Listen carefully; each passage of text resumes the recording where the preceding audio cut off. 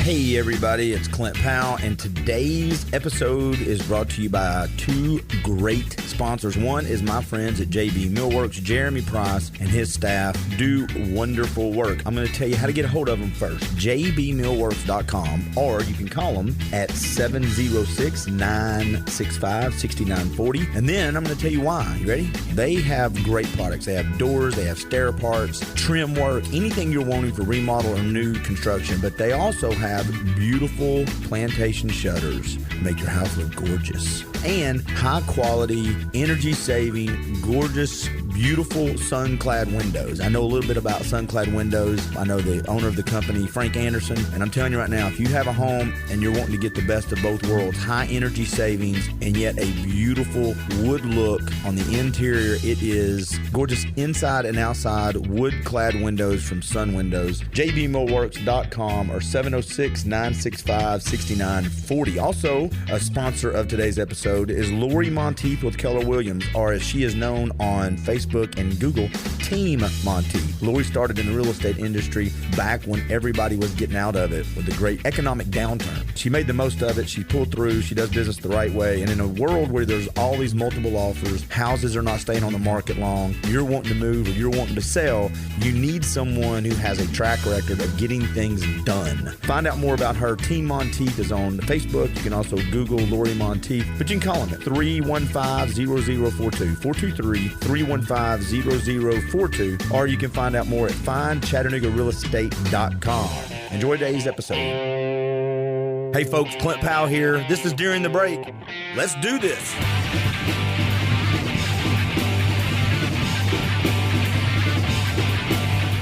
Hey everybody, welcome to During the Break podcast. Thanks for finding us. I appreciate it. Do what I always ask you to do. Rate, review, share episodes that you like. It helps us grow the podcast. It helps me, hopefully, at this late stage of my life, make a living doing things I love. And speaking of things I love, I got a guest in today, and we're going to talk about, I just got through telling him how ticked off I was that he gets to make a living doing something I always thought I was going to kind of do, minus the bodybuilding side of it. I was building a body, just not one anybody wanted to look at on a stage.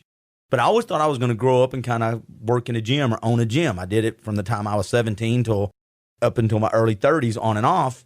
And I kind of thought, well, I'm just probably going to migrate that way. And then I realized I'm probably not. And it was a sad day, and I had to go get real jobs. The good thing is he's made it a real job. He and his wife have made it a real job. That's why I live vicariously through what they're doing, because they've been super successful at it. So as I introduce you, what I'd like for you to do, sir, because you're a mystery guest at this point, tell, after I say who you are, what do you do? Tell everybody what you do, the name of the place that you own, so we can get the plug out of the way. We'll wrap it up with a plug too, but then I want to have a talk about what we were just talking about. Matt Davis, what's up, man? Thanks a lot, man. Good to be here. Great intro. You know, it has been great. You know, it's doing something that you love. I mean, has obviously rewards beyond the financial part, but we've been very fortunate to be able to make a living doing this. And the bottom line is, my wife Julie and I, we have a small gym. You know, there's not a lot of mom and pop places around anymore, but I guess that's what we are. And the bottom line is we help people. You know, it's hard to say exactly. There's so many goals, but anything in the fitness, health, wellness. Some people get into competing. Some people just want to improve their health and their well-being and their lifestyle. So we try to do that. And the truth of it is, it all goes together, man. Yeah. Well, it's also a mindset. When you said the quality of life or the well-being, I mean, I know people that are working out or getting in shape or however you want to call it, but they're just wanting to do it because they were running around with their kids and they realized they don't have the flexibility and the strength that they once had. So it's not totally. That you know what I'm saying? Yeah. You pick up 5 bags of groceries and you're like, I may need to start doing some leg workout.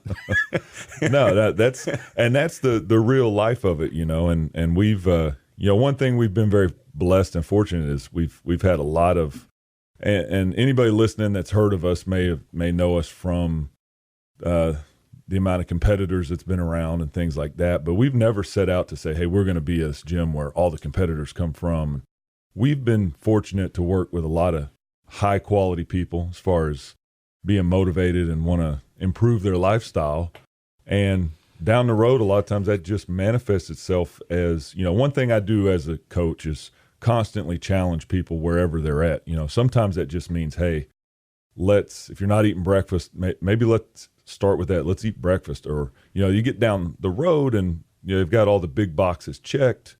Well, what's next? Do you just get to a point and say, my life's great, it's perfect, and I'm done trying to be a better person or a better whatever? No, I think you then you start maybe nitpicking and looking at some little stuff. Then what's next? And a lot of times they get to a point where they need that extra challenge, So. You get just like a job, you get burnt out. Oh, totally. If you've been doing the same thing for 2 years, eat tuna fish for 6 months and holler at me.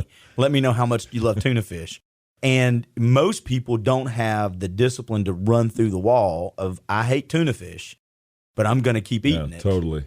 And you talk about discipline. That's one thing I talk about a lot. And there's a strength coach named Charles Poliquin, who's not with us anymore, but I think he'll go down as the greatest strength coach that's ever lived. But one thing that he taught, and I'm a nut for used to be going to his seminars and got all of his books and stuff, but he talked about the myth of discipline and what that is. But basically you break it down and you have to help people find the reason why they want to do it. You're talking about running through the wall. Yeah. And I know even for me, like, becoming a pro bodybuilder and being able to do this and it's great, but I don't feel like I've ever had to run through all these walls because there's been that want to behind, I want to do this next thing I want to do. So as a coach, that's part of it. You got to tap into, I don't know too many people that will do the tuna like you're talking about, but maybe they'll do some steak or some chicken or some, but you see, we got to find something that they will do. And then let's start with that. I don't think as we get older, and if you're young, if you're in your 30s or 20s listening to this, take it, I would try to pull from some wisdom from this, what little wisdom I have, is I don't think we stop long enough to do a lot of self-inventory, not just with our bodies and physiques, because I personally think the body is just a reflection of what's in your brain and your mind and your heart anyway. I mean, I don't think we slow down long enough to go, okay, I get up every morning and I understand I go to work and I understand I got to do, and I gotta. And we never really go, okay, but what do I get to do? What's the opportunity? What's the fun thing? Absolutely. And you may not find something you can make a living at, like you've been lucky. You and Julie have been lucky enough to do. Maybe it's a hobby for you. Maybe it's something that you do when you get off work. But it's important to have those things in your life because then you simply become a battery. People are pulling energy from me. Then I go home at night and I store it back up for everybody else to go make money off me or, let me listen to their problems. And I think the gym is a place a lot of people can get. If you've lost the habit, I encourage you to get back into it because it is a great place to find yourself. Oh, absolutely. And connect with other people. I do consider myself to be very lucky and fortunate kind of on the day-to-day basis because I get to recharge my battery being around these other people, So as if I'm having those down days or having a slump or, whatever, there's going to be somebody I see on a daily basis that's got that oomph to the step and they're up and ready to go. And your clients. Yeah. And I'm re-energized, and so I think, the environment you put yourself in that's really what it's all about. And then we've just been extremely fortunate to be surrounded with great people over the years. When you say that, though, I think it's important. I did a short mini podcast about this of where you find your motivation from, right? Because a lot of people will go on Instagram. And if you want to feel bad about yourself, go watch The Rock or a guy named Jocko Willink, who every morning between 4 and 5 will post these big puddles of sweat. He's a former Navy SEAL. Go find someone that is, insert air quotes, grinding. And you're like, I'm just trying to get my hair washed today, Right. I guess the reason I say that is it's easy when you look out somewhere and go, that's motivating. We forget sometimes that people that do that also have to find motivation. And they can say they're self-motivated all they want to. Everyone has something outside themselves that motivates them. Everybody. I agree 100%. And we're the same way. I mean, I know people look to me, to find the drive, but I look at them just the same. I I kind of internally compete, if there's guys that are just super consistent and regimented on their diet, but maybe they lack a little bit in the gym. There's guys that are just monsters in the gym and crushing it, and follow that up with, a value meal from wherever. So they're not the best at Donuts eating. are good. You stop it right now. Damn it, man. Don't you kill my donut dream. But that's what I do. Yeah, I'll look at the traits that are really great with different individuals, and I take it on myself to kind of emulate that or compete with that. That's what I want to do. I want to compete with, man, he's I know a guy right now, and he's in his 50s, he's a bachelor. I don't think he's ate at a restaurant in 4 years. I made him take a cheat meal. You had me until I haven't eaten at a restaurant. I thought, man, maybe I'm motivated. No, and then you said meals out at a restaurant. Bachelor check, 50 check. There you go. But I eat at meals out in restaurants all close. the time. But I look at him and I think, wow, and he's not doing it because, he's the most hardcore guy that's ever lived. That's just his life. He enjoys it. But that's funny. I mean, it's not funny you said that, but I think it's important you said that. I just had this conversation about how The Rock does it, or you do it, or your wife does it. I think it's important to draw motivation from that, but trying to emulate someone else's habits and rituals and routines can be a little bit of an obstacle, or it can be a little bit of a witch hunt. And the reason is the reason you're happy doing what you do is because it fits for you. Oh. You've got to take the motivation, don't you think that, and find a way to, okay, I'm motivated by what Julie does or Matt does, but I need to find a way to take that energy and how does it fit my personality and my lifestyle? Oh, for sure. Because I can't do what you do. For sure. And, you mentioned Instagram and those things. And, I mean, you know how that works, especially, that's what I try to do. Like, I check out The Rock's Instagram, and I think, man, I need my Instagram to look a little more like his. And if you only go by that, man, he's always in an awesome mood. He's always crushing it. He's never lacking for energy. But, behind the scenes, he's going to have his moments like we all do. Everybody. So no one posts that. No one posts that, yeah. So we don't get to see the behind the scenes, and, so we all have our struggles and we all have our things we need to lean on others for, like you're talking about. So, all that stuff's great. How'd you get into pro bodybuilding? I mean, and you can keep that story as short as you want to, but when was your first competition, and when did you know you were kind of, this is what I'm in love with this? I love the challenge of competing. We were talking off the air earlier. I come from a basketball background all through school, college, and that's definitely my first love. But one of the things I loved about that was like that daily regimen. I know you're the same way, being an athlete. You go to the 2-hour plus practices every day. I enjoyed that regimen and grind, growing up. And then, so it just seemed like a natural train. It gave me that thing to train for, that scratched your itch, man. Yeah, that thing to do every day. And so it was very appealing that way. But I never went in the gym ever and said, I'm going to be a pro bodybuilder. It just kind of, we actually went and watched a friend of ours being in the gyms. I think you know Darren Johnson from back in the 90s. Back in the 90s, man, he was the dude, right? Yeah. And so shredded. Just crazy. And, as they used to say, small insertion points around the joints, giant, the muscle mass and heads there on the biceps for and sure. Back and I got to be, I was I was just getting into it. So he was, he's I think you and him are probably the same age. So he's a little bit older than me. So I got to kind of chase him but I would see him train, and it was just inspiring. But so we went and watched him to do this bodybuilding thing, which I thought was like the dumbest thing I'd ever heard of. Yeah. Guys putting on these little skimpy, things that look like underwear, and they get out there, they got a fake tan, and they got this oil on, and they, big white teeth. I mean, the whole deal, because right? You're so dark, you smile, you're like, holy mackerel, dude, you look like that guy out of Something About Mary with those chiclet teeth. It just seemed like the most ridiculous thing I've ever heard of. Yeah. But then when I went, and learned more about it, I thought this, I see where this can go. Like, these dudes are dedicated, man. They're all encompassed. It's not just the training. They got to do the nutrition. They got to be on their sleep. It's this long checklist. So I definitely was kind of turned on by that part of it. Like, to do this, this really requires a lot. And not many people do it. I found that in my life too. A lot of people that are competitive and they can act like they're not. If you're doing something that most people don't do, there's a certain part of you that likes that uniqueness. Oh, you know what I'm saying? Everybody can go play golf on the weekends. What are you doing? I'm doing this. And everybody's like, you're crazy. And I like that. No. And I've learned that about myself over the years, to just to be happy.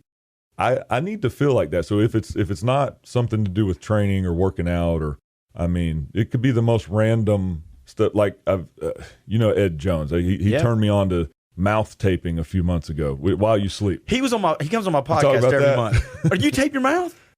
Every night, man. Do every you night. really? So you are a bunch of freaks, man. Okay, so number one, I thought the same thing.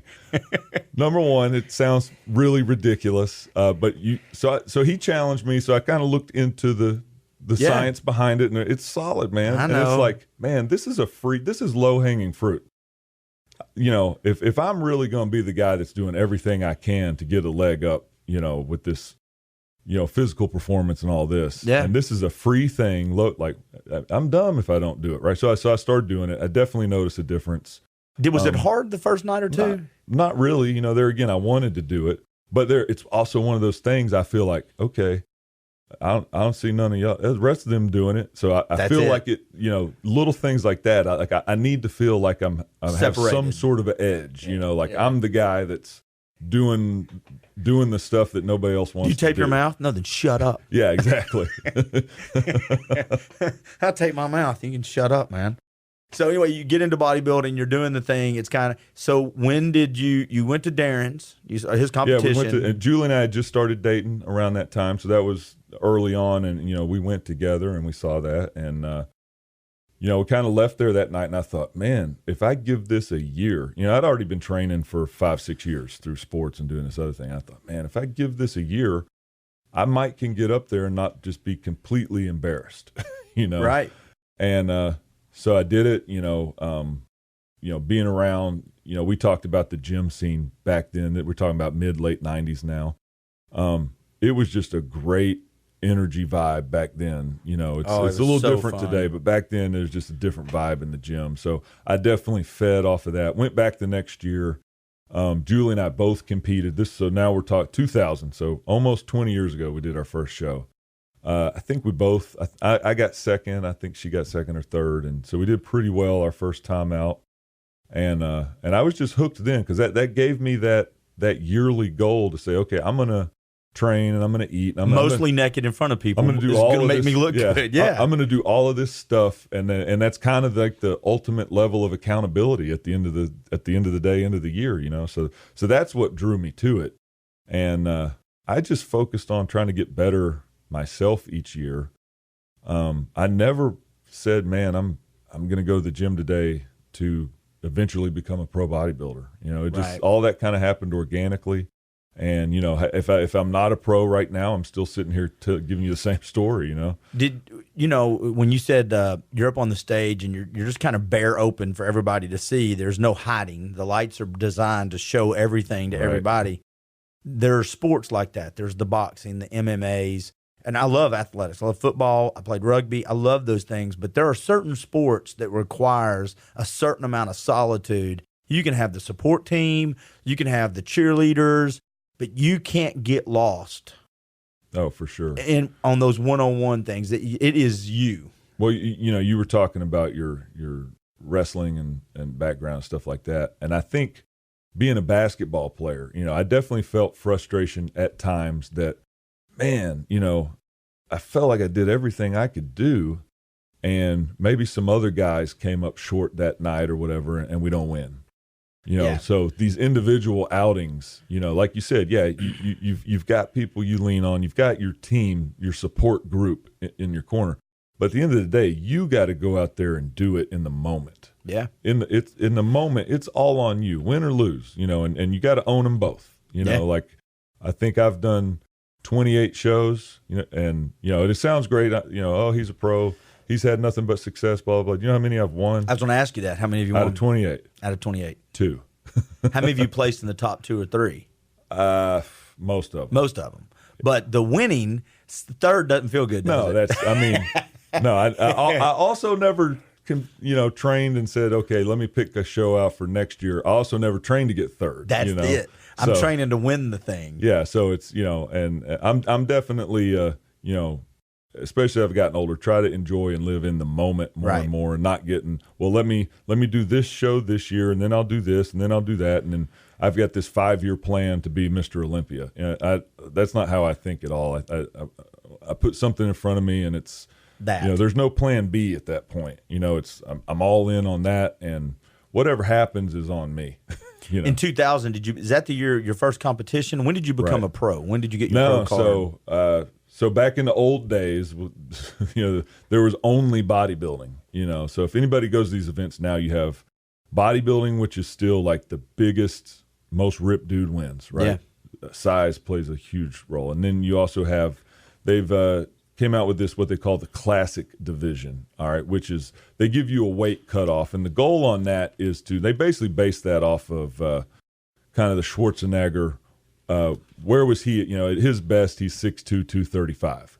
If he's in the Mr. Olympia stage right now, I mean, he's a fitness competitor, right? He's the skinniest guy up there. Yeah. So this classic division is based on people that kind of idealize that look, and which is what I was always in it for. We'll talk about that in a minute. Let's talk about that. I want to get your story in, but after that, we're going to talk how it's kind of changed. Yeah.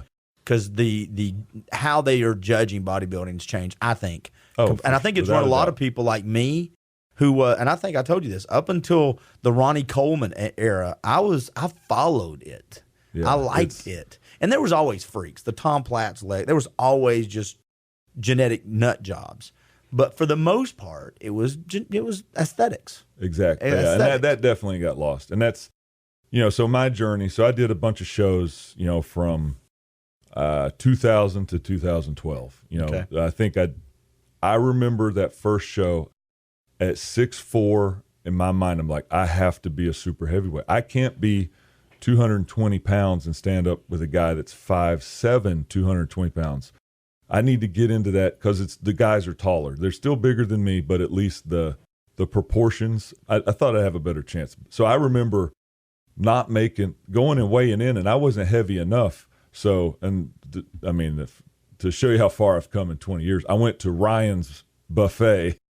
Why not? And just pigged out so I could put on a few pounds to be a super heavyweight. Really? So I was really struggling to even be there. And, and then by 2012, I'm on stage at like 275 because like you said, but that was where the standard was. Yeah. And what did, so 2012, I look back and kind of look and say that was the end of my bodybuilding, as it's defined by today's terms. As it's defined, bodybuilding in the purest sense, competitive bodybuilding.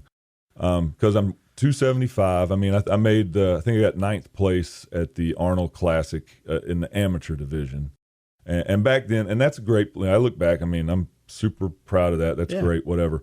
But I didn't like myself, man. I couldn't move. There's not, I lost a lot of what I love doing outside of bodybuilding. And I didn't really like the way I looked either. It's cool to say, man, I'm the biggest dude around. But I just didn't like it. Hey, folks, don't forget this episode is brought to you by JB Millworks, jbmillworks.com. The story you just told us when you were talking about being on stage, 275, how tall are you, 6'5", 6'4"? 6'4". Okay. And the reason I wanted to kind of put a little pin in this and bring something up to you, I had a conversation with a friend of mine who was ranked 20th in the world in CrossFit, 15th in the United States, went to the Reebok World CrossFit Games. And she talked about being she's one of the most fit women in the world when it comes to CrossFit, right? She talked about being in the training room, they give you all your clothes, socks, underwear, everything is Reebok. She goes, and I felt terrible about myself. So now she does coaching. And she still looks super. If you looked at her, you go, she's CrossFit. But compared to what she was, she looks more aesthetically pleasing to her. But she says, I was crying in the dressing room at the World CrossFit Games. And so when you said that about I'm on stage and I'm one of the biggest dudes in the room in most rooms I walk into and anywhere in the world. I'm 6'4", 6'5", 275. And that means if you're shredded, you were probably more than that before you got to the stage. Oh, yeah. A lot of years going up to 300 or over. Yeah. And yet there's that sense of this is not who I really want to be. So when you're training people, you don't come from a place of not understanding, not being happy with your body. You come from a place of going, I get it. Yeah, and I think that realization made me so much better at trying to help others because, and it probably till that time I'm on this path of chasing this goal. I'm not there yet. And then just kind of wake up one day and think, wow, this isn't really what I wanted to, because when you're in the trenches and you're grinding it and you're going, sometimes you don't see the forest for the trees. Oh yeah, most of the time, so to speak. So I mean, I always idealized, that golden era. We've talked about that. Oh, we're going to talk about it here in just a second. That's what I wanted to look like. The first day I went in the gym, that's what I wanted to look like. Well, let's just jumping off point there, and we might come back to the competitions you're in. When you say that's what you want to look like, there's a bodybuilder that most people in the late 70s, 80s, early 90s, when you say bodybuilder, they go to one person. Oh, yeah. Arnold is the king. Was that who you wanted to kind of? For sure. I mean, growing up in the 80s is, people that are our age and older can remember the movies. I mean, name an action movie that didn't have a muscular, ripped dude. Even Stallone, who's only like 5'7", He didn't look like me. Yeah, and Arnold was the king of those guys. Yeah, and through all that time, and even through the early '90s, I probably didn't have any knowledge of that he was a I didn't know what bodybuilding was. Growing up, I didn't care. I saw Predator, I saw Commando, I saw Terminator, Raw. That yeah, the movie no one talks about. What he did. Yeah, on and on. I think I've got them all. Yeah. But that was that was kind of this ideal, and looking back now, I don't know, for people that don't know, Arnold was 30 to 40 pounds lighter to be in movies than he was as a competitive bodybuilder. Like, did you see Pumping Iron? Yeah, That's of course. Stupid. I shouldn't have asked that. So he's he always said 6'2", 235, 240 in peak bodybuilding condition, and I think in most of his movies he's down around 200. Yeah. But looking incredible. So but he looks 250 because he's got these fat muscles. Proportions is crazy. But that's what I looked at and just thought, that's the perfect physique. And if you ask me today, I still think, in my mind, that's the perfect physique. He was built, I say this all the time, there's certain actors or humans that were built to play certain roles. He looked like Conan would look. Yeah. He talked like Conan. If you ever read any of the books or all these people that tried to play Conan, as soon as he came out, everybody's like, yeah, that's him. It's just straight. Right. And that's why in my brain, because I'm older than you, Lou Ferrigno is the Hulk. Yeah. The dude was massive. 6'5", what is he, an inch or two taller than you? Yeah, he is. And he's competed at 275, yeah, 280. He was way up. He made a comeback in the early 90s. And I think until just like the last couple years was the only man to ever be on the Olympia stage over 300 pounds. Really? Yeah. Oh, man, that is cool. So, well, he's just a big dude. And when we talk about that golden era of bodybuilding, I brought up some names. We looked up some names, the Sergio Levy's, the pose. He's got this one where both hands are above his head, but he also has, in my mind, one of my favorite pictures of him holding that pull cue. No doubt. And from the side profile, and his chest is all. And when I was growing up, I'm like, yeah, I want to be, anywhere close to, which I never was. I bought a shirt one time because it kind of looked like that shirt. That little V. Yeah, with the sleeve. And of course, and I never wore it because I got home, put it on, and I didn't look like he. Yeah, I thought, man, this is going to be cool, but I didn't look like he looked in the shirt. So no, and I'm pulling it up right now. There it is, man. Look at that bad boy right there. Sorry, fellas. There's moments of silence on a podcast are not really good, but if you're wanting to see what we're talking about, you can go to Google and just type in Sergio Olivier pull cue. Now, he got in some trouble, I think, and didn't represent himself well later on in life, but most of the folks that we grew up watching have did something, I'm sure. I'm not sure what his crimes were, but then that same era, and we'll just do some quick hit or miss names. Tom Platz. Legs. Probably the best ever, legs. Yeah. He was a short guy, wasn't he? Was he? Oh, yeah. He's and I've seen him in person. I would guess really? He's 5'3" or 5'4". That short. Yeah. See, I thought it was short like me, 5'10". I'm going to tell you the behind the scenes secret in bodybuilding. They are all shorter than what you think. Really? Whatever they say, take 2 inches off. Well, because I remember I thought the short ones, the short folks back in my day, or when I was following it, were Rich Gaspari, right. Franco Columbo. Now Franco Columbo was also a super strong man. Yeah, he's probably in that 5'4", like he's. But he owned it. Did you used to watch the strongman competitions? Oh yeah. Do you remember him breaking his leg? And Lou Ferrigno was in that one with him, right? Yeah, he was carrying the refrigerator up San Francisco hills.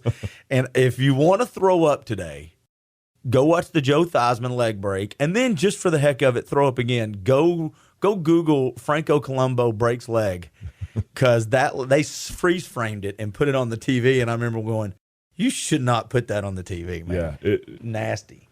And he came back and won Mr. Olympia after that. I didn't know he won Mr. Olympia. Insane. After that. Yeah, he was, he and Arnold both did that. They retired, took like 5 years off, come back and won. So Franco did it too. I mean, it just to kind of, double down on their greatness, I guess. One last grasp at Yeah. So when do you think the bodybuilding world kind of flipped, going from big, in shape, cut, and all that aesthetic, but to the biggest guy wins? A lot of people will go back to that Dorian Yates early 90s, but you go back and look at him now. He was big, but he was still fairly aesthetically pleasing. He was just much bigger and grainier than the other guys. Oh yeah. I would say in his case, maybe he didn't have the genetic gifts that a Flex Wheeler or Sean Ray had. But he did bring the size. I think it was just after that when Ronnie Coleman started his reign, 8 times Mr. Olympia. So him and Lee Haney are tied for I was going to say, ever. That's a name you don't ever hear, though, anymore. Lee Haney. Lee Haney's kind of forgotten, and he was forever. There again, I would put him 1B. Him and Arnold are both up there. Talking, and I obviously idealize Arnold, so I'm going to be biased. But we can take him out of it. We know he's the poster take on him the out. wall. Yeah, I think Haney's at the top, and a sheer just bodybuilder physique. It's probably Haney. But Coleman, 8 times, and it just continued with that. Bigger is better, and he was on stage. I think Ronnie's truly 5'9", maybe 5'10", at 293 at one point. Shredded glutes. I mean, if anybody wants to look at Ronnie Coleman back pose, it looks like an alien. Well, when you say shredded, what's the percentage of body fat when you're on stage on your A game? I would imagine the percentage that everybody's wanting to hit is kind of the same. The percentage, maybe not the weight, but are you 5%, 10%, 2%? So the lowest I've ever measured, so the leanest that I think I've ever been, I did get measured regularly that year, and I got down to about 4.5 on all the metrics. How it looks is a combination. Like Ronnie looks so freaky because he's probably maybe even a little leaner than that, but his level of development is just so far beyond what I think we've ever seen on a human being, and he's been retired now for more than 10 years. Do you keep up with it now? I kind of have to, and it's still fun to kind of keep up with it, but I don't have that burning passion where there's nobody that I see really in the modern that I'm really in awe of. And again, I'll be the old dude. Here we go, being old. Back in my day, magazines used to drive a ton of this. I think you had Muscle Mag, you had Flex, Power Magazine. You had these 3, and most of them owned, I think, by Joe Eater. But you had these 3 to 4 magazines, Powerlifting USA. These 3, 4, 5 magazines, and they all kind of shared some of the same personalities. So when you got to know folks, it was more than I can do the leg workout of Tom Platz. Right. Yeah, feel free to do that. Let me know how that works. You know what I'm saying? Yeah. I don't know if they have that nowadays. Not really. It's all like, good luck. Go. I remember going to, what was like Red Food Store back then or Bilo, and you got all the bodybuilding magazines there. Go to any supermarket. Now, you're not going to see the bodybuilding magazines. They're almost gone. Yeah. So it's all online. Everybody's got the social media. But I think it gets lost. I think the magazines were a destination, reading. And I think now, because of social media, there's 10,000 places to dive into. And I'll tell you a story. We went to the Arnold Classic several years ago, and it was, I think Jay Cutler was the reigning Mr. Olympia, but Coleman was there. I mean, the superstars of the sport signing autographs, right? And this may have been 10 or 10 years ago. And we walked by a guy, and he's got this line like a mile long to get pictures and autographs. I'm like, who's that guy? And Julie's like, oh, that's such and such from Instagram. I'm like, well, what title does he have? What shows has he? Oh, he doesn't compete. He's just this Instagram sensation. So the things have shifted, in that regard. And so, I'm lean definitely more towards, being that, grumpy older guy now. Welcome. Because I want to see, like there's, I don't know what the right terminology would be, but you see Ronnie and you see Jay and you see these guys, and they've blood and guts earned their way to be the top guy.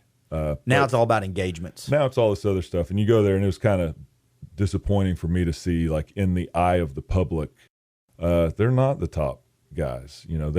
They younger generation and the public just doesn't care near as much. I don't think they care as much about the titles. Right.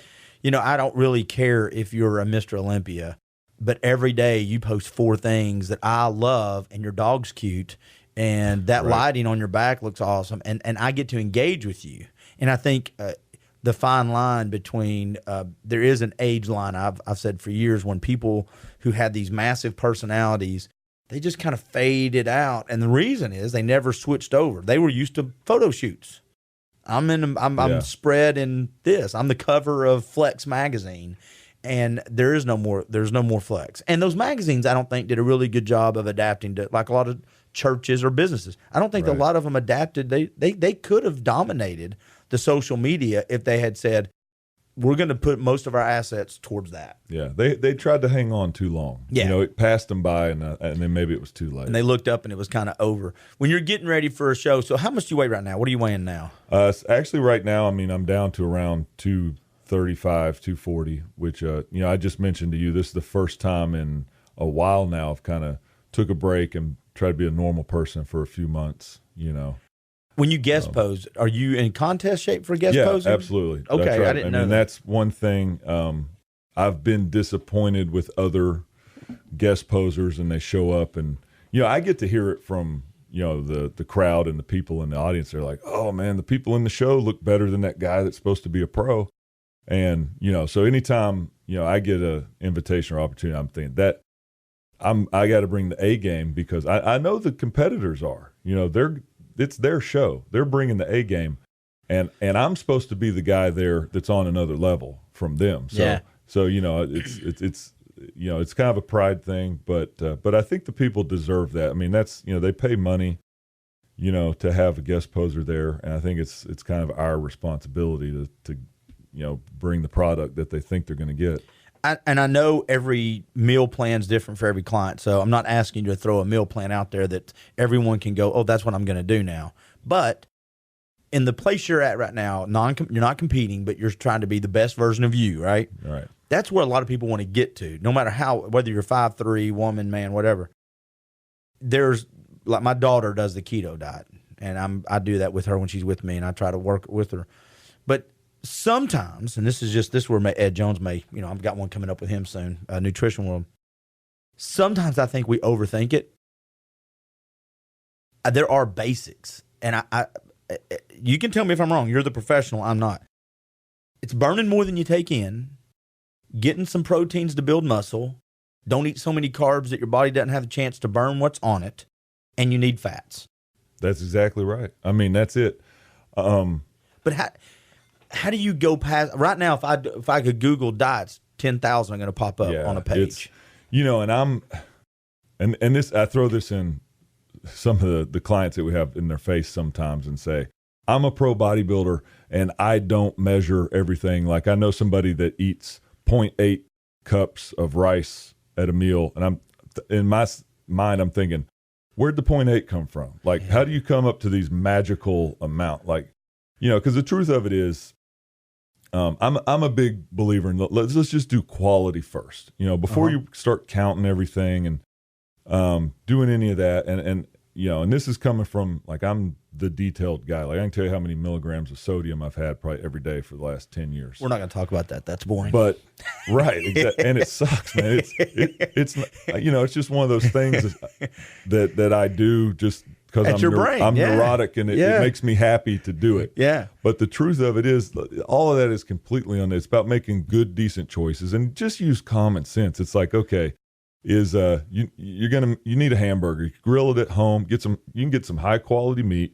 There's better versions of breads. There's better versions of cheese. There's better versions of everything, and you can make a really great burger, pizza, Mexican, whatever.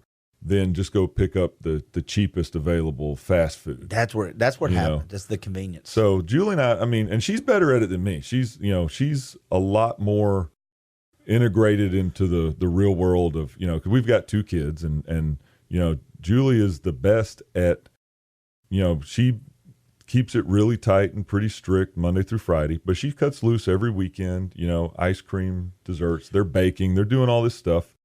So it's about a balance, but it's just kind of common sense at the end of the day. Exactly what you said. When you watch people, though, have you gotten pretty good at realizing when people are wound too tight? In other words, I can never make a mistake. Because you know what I'm saying? They don't build in life. That's a setup for imminent disaster. That mentality. And I guess you got to define mess up. Most of, like right now I would call I'm eating for a healthy lifestyle, and what that looks like for me. You said the keto. I very much like there's a lot of good stuff you get done with that type of approach. Now, do I go around pricking my finger and checking my blood and doing all the things that the hardcore keto do? No. I mean, I don't really give a crap if I'm in ketosis or not. And if I feel like I'm running a little short and need some carbs, I'll eat carbs. I kind of go on what's going to make me feel better and feel the best and still allow me to do what I want to do. Well, and you're in a range, though. I mean, a lot of people don't live in that world, and I've said this about anything. I think whether it's business or being a better human being, a better father, a better husband or wife, sometimes the simple process of wanting to be better, sometimes just the process of keto, the positive outcome will be better. In other words, yes. I may not stick with keto so strict that I'm always in ketosis, but the benefits of just trying will improve my life. Absolutely. I mean, it's very from a nutritional standpoint, it's very sound in, we could talk about the technical stuff, like insulin is related to everything bad in the world. Keto kind of takes that off the table, helps people control their insulin. I would also say most all of us are deficient in essential fats. It gives us a great opportunity to do this. So those 2 things alone, the rest doesn't matter. If you're trying to get huge muscles, you may need to eat more protein. If you're not trying to get huge muscles, you probably don't need all that protein. You remember back in the day, this was in the late 80s, early 90s, there's something that came out that I lived off of. It was called the glycemic index. Oh, yeah. And that has so much to do with the world, the plans that are all put together now. But back in those days, it was just a list of foods that had a point system beside it that I would go through and say, those are I can eat and those I can't. Right. And if I'm, do you know what I'm saying? Again, it wasn't an official diet it was just foods. Yeah. And you picked from it. And I don't have, I'm not, so dogmatic. I don't have a diet. Here's the best diet. Everybody needs to get on it. And it's really, you gotta, that's what I try to help people do is get their nutritional needs met wherever they're at and at least get the ball rolled. If you kind of think about this, everybody's got this idea that I'm going to start this and then I'm going to get to here. There's a finish line. There's an end point. And if you just embrace the idea that there's no end point, there's no finish.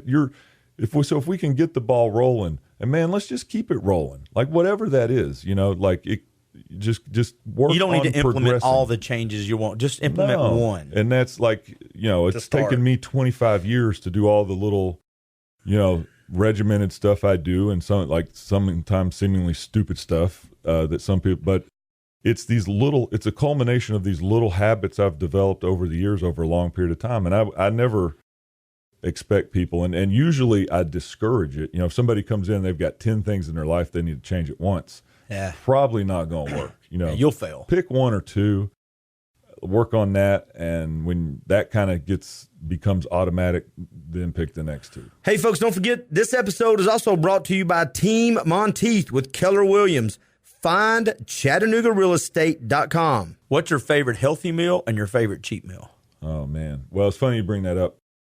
Cheat meal first. So it's always the easy one. So I told you, I'm competing with this guy that never eats out, right? So, I'm also the guy. Really, only times I've eaten out in the last 3 years. So I've been a pro for 3 years now and been competing like breakneck speed, nonstop, like 8 shows in 3 years. That's a lot for me anyway. So I'll go out and have a celebration meal maybe the next day too, and then I'm back on it. So through this journey, so we're going to Knoxville this weekend. There's a great show called the Knox Classic. We've got some friends and people in the show, so we're going to go watch. I'm going to sneak over to Gatlinburg. Now, there's a place called Davy Crockett's Breakfast Camp, and I, they're not giving me free food or paying or anything, but I've been looking forward to this for like 6 months. Is it the pancakes and the sausage? It's all old country cook. It's like it's the Ronnie Coleman of Cracker Barrel. It's the Michael Phelps. Yeah. You're going for. So my question is, are you going to do lots of good cardio and stuff the 2 days leading up to it? Oh yeah, so I told Julie, I said, man, because I want to eat that food. I'm like, man, maybe I'll just fast until then.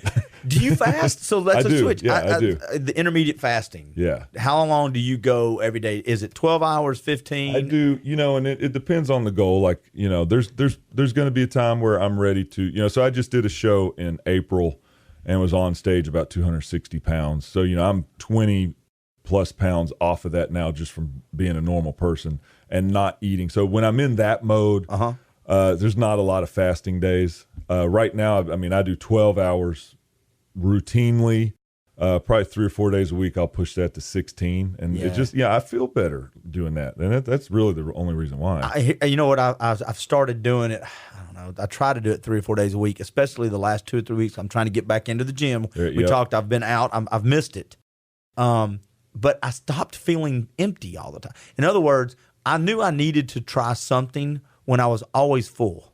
Yeah, I never felt hungry. I found myself just eating because it was kind of time to eat. Right. And I was thinking, I still can taste the hamburger from 2 o'clock. Just because it's 5:30 doesn't mean. So I thought, and I've heard Ed talk about it and of course, other folks. So I tried it and I like it. It makes me feel hungry. Yeah. With that, it's one of the best tools. I tell people, you want to have as many tools in your toolbox as you can possibly have, and so I'm not. There again, I'm not so dogmatic. It's my religion or anything, but I do. It's a great tool. All right, so you're going to go kill Davy Crockett's Breakfast Camp. No doubt. They know you're coming. Cook extra, apparently. What's your favorite healthy meal? Somebody says, okay, you got to have a healthy meal for where you're at now. What are you going to order, and what are you making? I'm a breakfast guy, so cheat meal is going to be breakfast. But even on my day to day, like my breakfast this morning was probably 8 ounces of ground beef, 4 eggs, cooked in a pat of butter, had some cheese on there, spinach, tomatoes, onions, peppers. It's just this huge, and I've kind of evolved into that. But, so that's my favorite. And I'll eat that even on the day of a show. Oh, really? If we go out of town, I've got to have a kitchen. So do you eat on the day of a show? I would have thought, depending on when the show is, of course, it's in the evenings usually, right? Well, that plays a role. So the pro shows are a little bit different. A lot of times there'll be a 2-day where you do the prejudging on Friday night. 2 days of hell? Yeah, and then, but it's, I try to put myself so I don't have to be so extreme there at the end. Like I typically do the extreme stuff on the front end and try to get all that out of the way and then be able to ease up off the gas pedal. There's a meal at Waffle House that I used to go in and get with guys when we used to work over at Cosmos. I used to tell you the one at Fort O. There's 4 or 5 of us. We would go in and we would lift or work out, and then when we would get finished, we would go to Waffle House and we would get the skinless grilled chicken, steamed hash browns, and 4 or 5 eggs. And back in those days, we ordered the egg whites because we thought that was the best thing to do. Just the whites, and that was for what we were doing. It's a great meal. Yeah, I mean, the steamed hash browns took it how it's cooked. That goes back to what you're saying a minute ago. It doesn't have to be, dry, plain chicken breast with, raw broccoli or lightly steamed broccoli. Thank God. Every single meal. And I do think back to the keto, that's enlightened us to a large degree of how important those fats are. They're really important. You only see the word essential. All of nutrition, the same thing, if you pull up any nutrition thing, there's a million books everywhere, you see the word essential for amino acids and fatty acids. That's it. So you got to have those. But the keto has kind of enlightened us on how important those fats actually are. Marketing got in our brain too. Fat-free, fat-free, fat-free. Meanwhile, there's 23 things of sugar. Yeah. And I'm a big believer, and I'm learning it, and I don't follow it. So Ed Jones is listening to this. Just stop it, Ed. I don't want a text message at all. But sugar is what hurts me the most. Sugar kills my joints. Sure. I'm at that age, and I'm closer to 52 than I am 51. And if I go and load up on my donuts, which are God's food, by the way, that's the food of the gods. If I load up on them, I know the next 3-4 hours, I might as well just lay down. Yeah, you're gonna pay for it. Oh, but it's so good. Yeah. If they would just make something healthy that tasted as good as a donut, well, I would love it. That's what I tell. Back to that. You could do hours upon hours of how bad sugar and high insulin levels are. But I just tell people, look, insulin basically equals everything bad in life. Like, name any bad physical condition, it's probably related to high insulin levels. So the more you can take it. But the upside of that is, so kind of doing Ed Jones there again, where he calls it the keto lifestyle. Yeah. And so I embrace that too. I don't think he goes around measuring his ketone levels 10 times a day, but it's the concepts of it, Yeah.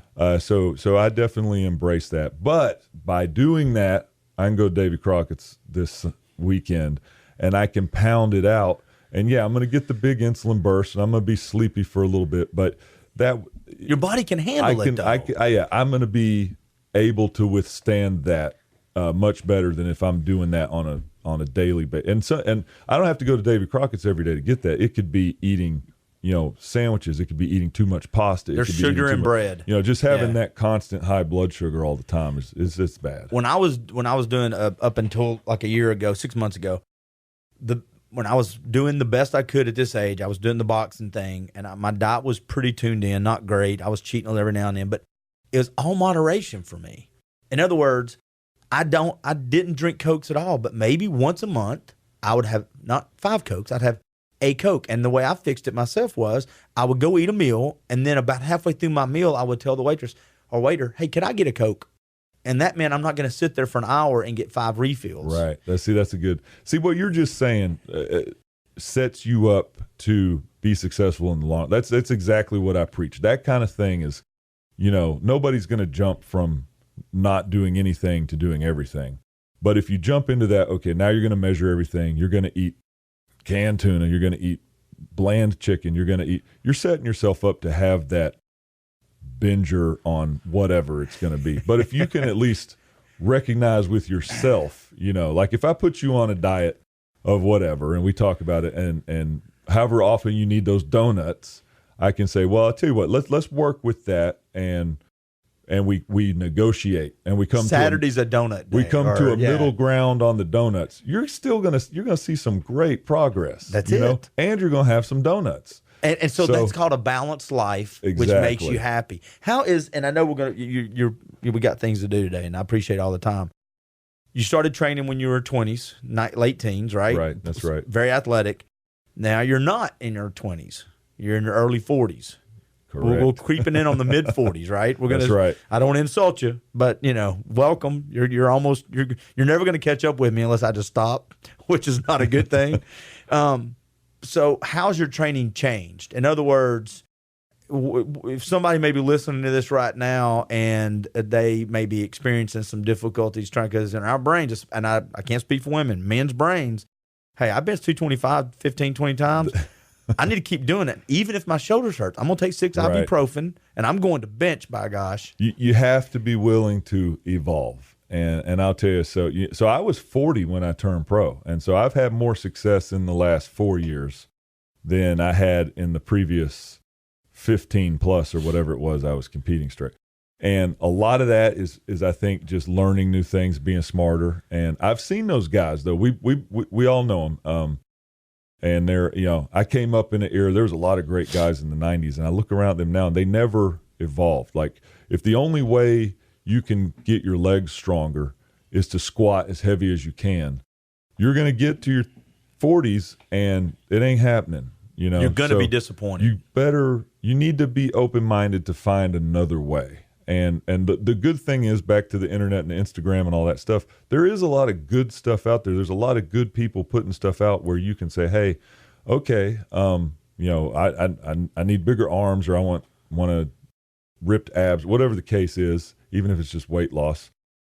We're in this like information, renaissance right now. Like, which is good and bad. Yeah, I mean, and they are studying everything. So we're getting these answers, these like that we always had. We didn't have the internet oftentimes to go and say, well, what's the best, how long should we rest between sets? How long there's studies that are indicating these things now. And how long do you rest between sets? So I'm a big believer, if you're going in the gym to do a weight or resistance workout, you're there to freaking get stronger. It's not about burning calories. It's not about to see how many reps you can get in an hour. You're trying. Now, there's a lot of methods to do that, but I tend to lean towards a little bit longer, 3-ish minutes. Oh, wow. Yeah. And just, and I just put the premium on the quality. The quantity, it's great to say I did 4 million reps and this many sets and blah, blah, blah.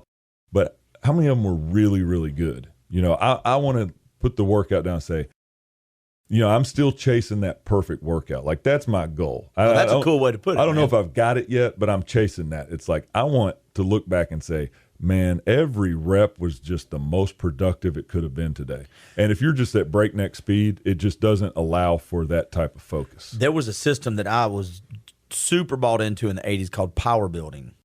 And it was cycled on and cycled off, and it was I still have the book with all my with all my weights in it, man. I still have the book.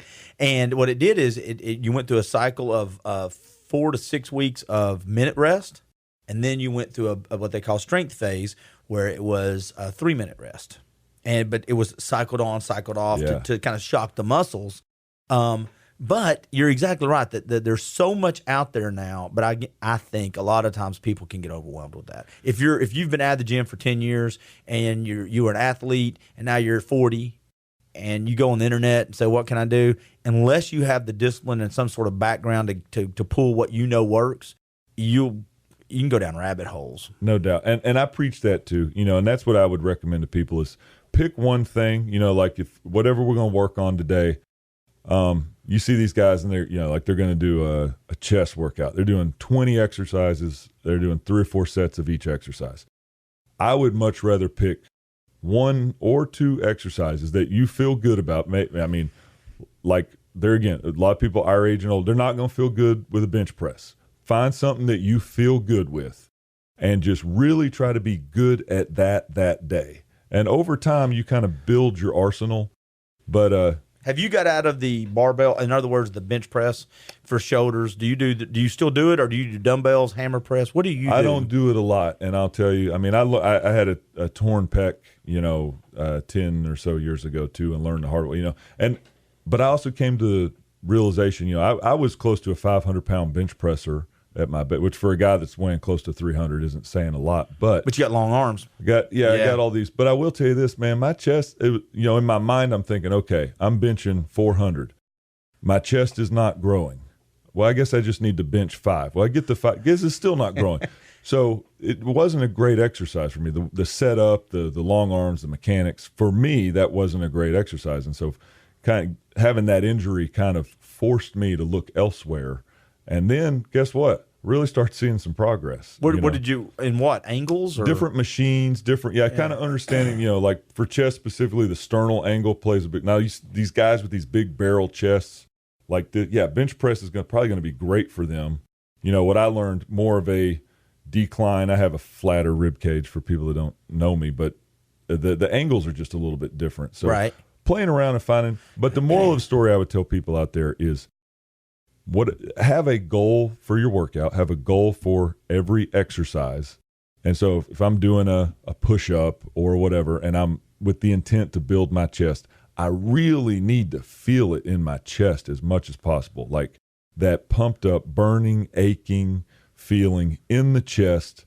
It doesn't matter how many reps. Maybe that's at 5 reps, maybe it's at 20. I don't know, but that's the feeling I'm going for. That knows I'm clicking. I'm really activating in the right spot. And how often do you change your workouts up, or do you? A lot of people believe in that muscle confusion stuff. So I think a lot of that's BS. That's a scientific workout term, ladies and gentlemen. Totally is. Yeah. But the muscle confusion. Number one, your muscles don't get confused about anything. It's pretty you look at Dorian Yates, 6 times Mr. Olympia, did the exact same workout for a decade. No order changing, no nothing. But I think it's this pursuit of getting better at targeting the right muscles, and using. Now the change may come in, like I'm the first one to, if I see a cool exercise on Instagram or whatever, I'm the first one to go try it, and give it a fair shake and see. But over time, I think we all just have to figure out, hey, this works for me, this doesn't, and define what works means. Like, what does that mean? Does that mean you're activating the muscles, or somebody in CrossFit, they'll do pull-ups and the kipping pull. They're not trying to build the biggest back that anybody's ever had. When I do a pull-up, I want to build big, wide lats. Yeah. So my intent is different. So those just put some forethought in your work. What's your intent? What are you trying to get done?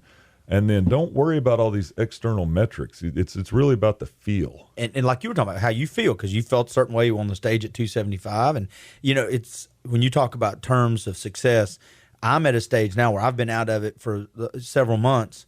I'm wanting to get back to simply being able to do, this is going to sound elementary, people are going to giggle at this. I simply want to be able to do body weight exercises again with some comfort and some ease. I want to be able to do 10 pull-ups again. I want to be able to do my dips without it hurting and go full dips. I want to be able to do some box jumps without my joints hurting. A lot of that comes from just being out of it. Right. So I'm not really interested right now, and the weight stuff will come after I get this done.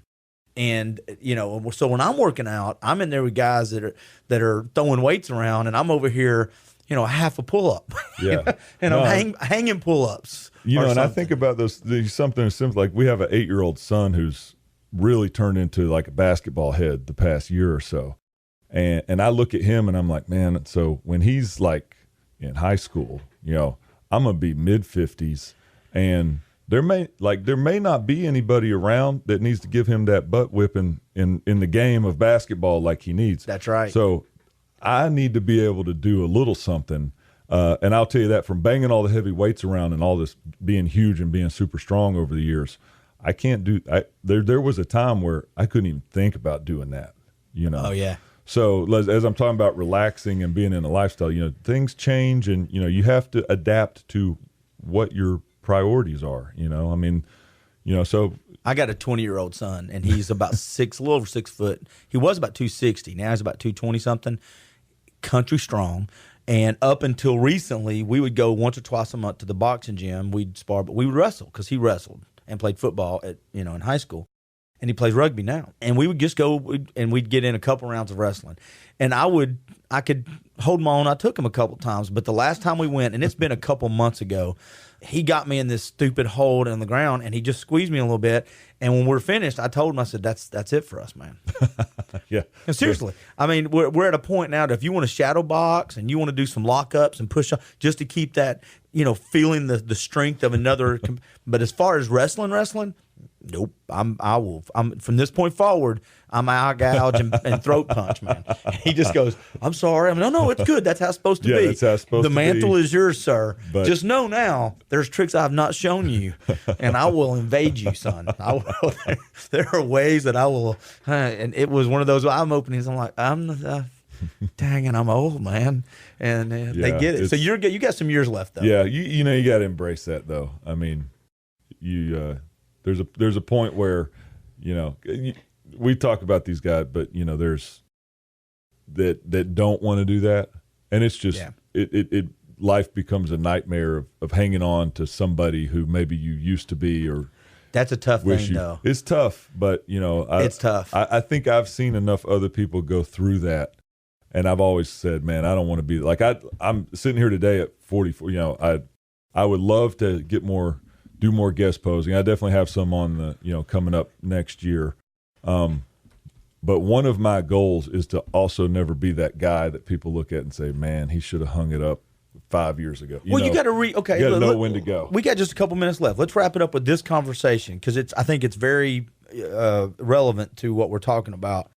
That goes back to doing exactly what you tell your clients to do. And that's consistently, don't look at it as an end game. Right. So you kind of have to practice what you're teaching them. And I'm not going to be what I was at 35 or at 40 when you're 55, but I can be a different, best version of whatever that may be, as long as you don't stop moving forward. That's it. And, different doesn't mean any better or worse. We live in this world where everybody's competing and so many people want everybody to be the same. And it's okay to be different from everybody else. And it's okay to be different from who you used to be. I think so. You have to be. You're going to change whether you want to or not. Yeah. And I've had too many friends and seen too many people. And, we always, you see the pro athletes or the wrestlers on TV or whoever it is. And sometimes it just breaks your heart a little bit, if they've. Go to Ric Flair's Instagram. One of my favorite all time ever. And I still watch him. Come on, man. Yeah. I know you're trying. Just let don't do that.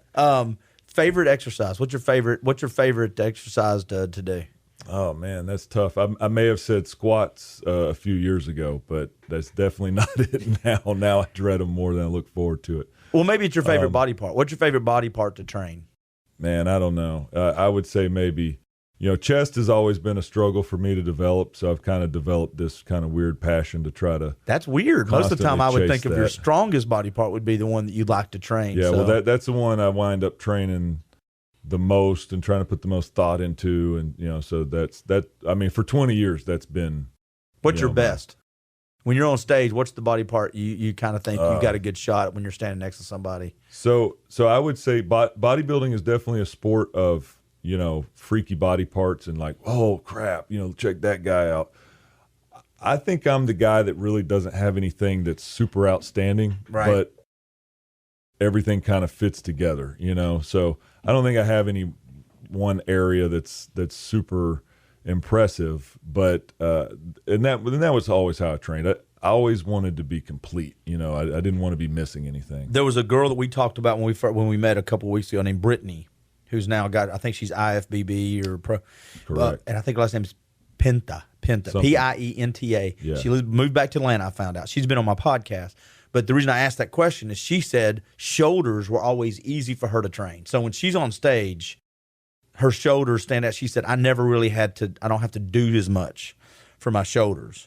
And that's in the tom plats, the legs. Right. You know what I'm saying? So the reason I was asking that is I thought sometimes people just have that one body part. They're like, man, I've just always kind of never had to do much to have it. Yeah, I wish I could say that. So you just have to kick ass on all of it. Everything's, coming from, I think I graduated high school at 6'4", 160 something, so no muscle at all. So all of it, there's nothing that's really came easy or any that I just get super excited to train. Your height. Everybody loves training arms, so if some guys come to the gym or call me up and say, hey man, we're going to train on, maybe I trained arms yesterday and they're going to train them. I might just train them again. Because it's okay. Yeah, that's cool. That's always a good time. That's the one that, everybody sees that on the beach anyway. You can wear the long shorts. All right, let's talk about what you and Julie do one more time. What's the name of the gym you operate? And how do you take on clients? Is it open? Tell me how that works. So the best way to contact us would maybe be, phone number is 423-413-1854. They can call or text that number if they're interested in working with either one of us. We're also both on Instagram. I'm Matt Davis, IFBB Pro. Julie is Figure Jules on Instagram, and then just Julie Davis, Matt Davis on Facebook. Do y'all take new clients? Is it a gym where you get a membership? What kind of gym is it? A little bit of both. So it's a small gym. So mostly our setup is we have a personal training clientele. And, some people we work with maybe once a week, maybe twice a week. Some people want to do a training session every day. But the gym is kind of set up to where those people, we have an environment where it's like you come in, you train with me once a week, but you can come train on your own. Oh, okay. Whenever else you it buys want. access to the gym. Right. Okay. So it's kind of this environment that, we can, I don't want to say control, but we can monitor what's going on. And, I may be working with somebody else and I may see you and I say, hey, that's not right. Let's try it this way. And that, I don't know, that environment to me is always just, it helps us as coaches also in the long run, whatever the goal is, you want to feel like you're going in the gym doing the most productive stuff, and that's, unfortunately, I think a lot of people are not doing that. Last question. Are you and Julie, do y'all work out together? Are y'all's personalities ones? Because I know couples that have worked out before, they don't like to work out because they're like, no, I don't want to do your workout. I don't need your critique. How do y'all work on that level? No, we together? Absolutely train together every time we get a chance. So that's one of the great, when we go on vacations, we have a great time because as weird as that sounds, one of the enjoyable things is just going to the gym together. And you'd think on a vacation we're trying to get away from the gym, but taking that hour and going and training together, because we don't get to do that often on a daily basis, just schedule wise. And she does legs like probably almost every day. I'll do them once a week. I saw the look of distress on your face. Right. So we don't work out together every single day, or I would, we'd be talking about legs a lot more. But we enjoy it. I think that's been the secret to our success over the years is we work well off of each other. I love doing the technical, monotonous crap that drives everybody nuts. Like, I enjoy that. She's really got the personality and kind of to meet people and inspire them. Like, she's so much more inspiring than I am, I'm sure. We need to get her in. Maybe y'all come in and do one together. Yeah, for sure. That'd be great. But that's her strong point. And, I feel like I can kind of offer the technical backing on everything. And right. But we work well together in that. So that's really been it. I spent a year before we got married doing this by myself. And I had to starve to death if I'd have went much longer. Oh, so she definitely, yeah. But that's what good couples do. They feed each other's, they support the strengths, and they're kind of there to fill in the gaps for weaknesses. That's what good relationships are based off on anyway. Yeah, and we treat people, when they come to the gym, it's really a team effort. Like she brings her strong points, I try to bring mine, and hopefully, the client is the recipient of kind of getting the best of both of us. Yeah. And that's, to me anyway, I think that's one thing that we can offer, that it's just impossible for another single trainer to do that, because I'm not a single trainer. Yeah, they have their frame of reference. You have two frames of reference. Exactly. You can pull off two different experiences. All right, so it's the train station. Give the phone number one more time. 413-1854. Area code 423. And you're on Instagram. Instagram, Matt Davis, IFBB Pro, and Figure Jules. And she's probably, again, much more interesting to follow on. She does all the fun stuff, and I do all the technical stuff, about maybe you ought to eat this or try this exercise or measure your sodium. Yeah, so exactly. All that fun stuff. How to count your sodium by the hour. You know what? We'll start following each other. I'll start eating donuts, and you can do what Ed does. Ed will reprimand me on Instagram, or he'll make some comment or send me articles every now and then. Hey, look what your donuts do. I'm like, listen, I get it. Donuts are bad. Donuts are bad, but yet they're so good. That's the problem. Hey, man, I appreciate you coming in, dude. Oh, thanks for having me. I've had a great time. No, and tell your wife the invitation. Maybe in the next month or so, we'll get you guys in together. Absolutely. And on that one, we'll talk about building the business of a gym. The ups and downs. That's a whole nother conversation. Yeah, a whole nother thing. And it's so different today than it was when we started. It's as you know, you've worked in the gym business. It's 20 years ago to today, it's almost something different altogether. Well, then let's plan on that. That'd be a good conversation. Absolutely. All right, man, I appreciate it.